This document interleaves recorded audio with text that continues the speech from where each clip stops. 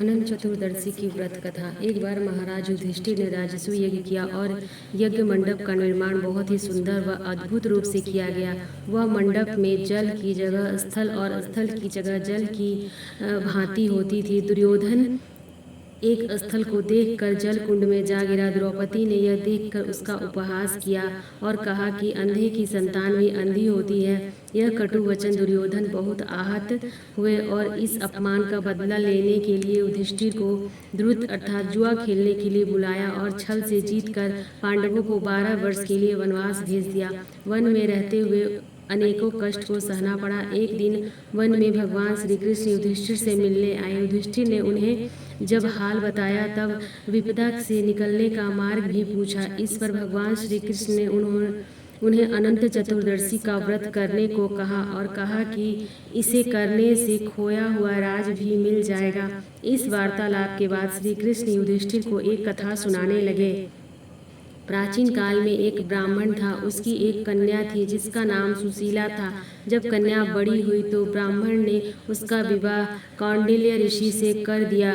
विवाह के पश्चात कौंडिल्य ऋषि अपने आश्रम की ओर चल दिए। रास्ते में रात हो गई जिससे वह नदी के किनारे आराम करने लगे। सुशीला के पूछने पर उन्होंने अनंत व्रत का महत्व बता दिया। सुशीला ने भी व्रत का अनुष्ठान कर 14 गांठों वाला डोरा अपने हाथ में बांध लिया।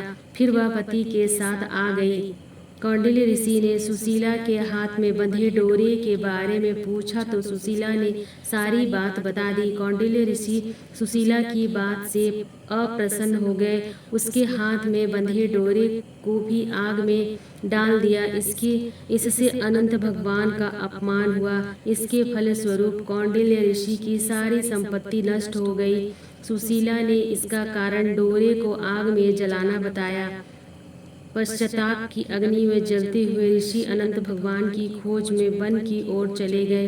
वे भटकते भटकते निराश होकर गिर पड़े और बेहोश हो गए। भगवान अनंत ने उन्हें दर्शन देते हुए कहा कि मेरे अपमान के कारण ही तुम्हारी यह दशा हुई है, विपत्ति आई है, लेकिन तुम्हारे पश्चाताप से मैं तुमसे बहुत प्रसन्न हूँ। अपने आश्रम में जाओ और 14 वर्षों तक विधि विधान से मेरा यह व्रत करो।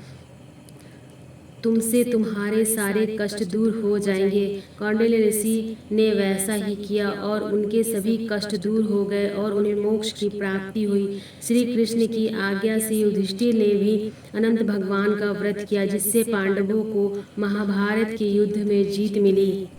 अनंत चतुर्दशी के व्रत का शास्त्रों में बहुत ही खास महत्व बताया गया है। अनंत चतुर्दशी पर भगवान विष्णु के अनंत स्वरूप की पूजा होती है और हाथ में 14 गांठों वाला धागा अनंत बांधा जाता है। ऐसा करने से माँ लक्ष्मी की प्रसन्नता होती है और अनंत चतुर्दशी की पूजा में कथा का पाठ करना भी बहुत ही महत्व माना गया है। आप भी कथा जरूर सुने। अनंत चतुर्दशी हिंदू धर्म का एक महत्वपूर्ण व्रत है और यह व्रत भाद्रपद माह के शुक्ल पक्ष की चतुर्थी तिथि को मनाया जाता है। इस दिन भगवान विष्णु के अनंत रूप की पूजा की जाती है और व्रत धारण किया जाता है। यह व्रत विशेष रूप से उनके लिए महत्वपूर्ण है जो अपने जीवन में समृद्धि, शांति और अनंत कृपा की कामना करते हैं। इस दिन गणेश उत्सव का समापन हो जाता है और गणपति बप्पा की मूर्ति का विसर्जन भी किया जाता है। इसके साथ ही हमारी अनंत चतुर्दशी की व्रत कथा समाप्त होती है। आप लोगों को यह कथा का वीडियो कैसा लगा मुझे जरूर बताइएगा। आप लोगों का बहुत बहुत धन्यवाद वीडियो को लास्ट तक देखने के लिए। इसी तरह से कथा और बाकी वीडियो को देखने के लिए मेरे चैनल से जुड़े रहिए। राधे राधे फ्रेंड्स, फिर मिलते हैं किसी अगले वीडियो में। जय श्री कृष्ण। हम महिलाएं घर में तीज त्योहार का व्रत कैसे करती हैं यह जानने के लिए मेरे चैनल पर बने रहिए। फ्रेंड्स, आप लोग मेरा वीडियो कहाँ से देखते हैं मुझे ज़रूर बताइएगा। आप लोगों को किस टॉपिक पर वीडियो अच्छा लगता है ये भी मुझे ज़रूर बताइएगा।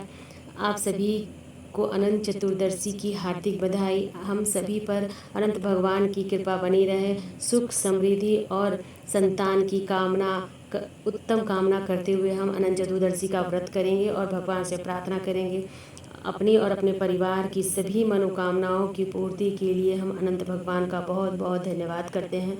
आप सभी को एक बार फिर से अनंत चतुर्दशी की हार्दिक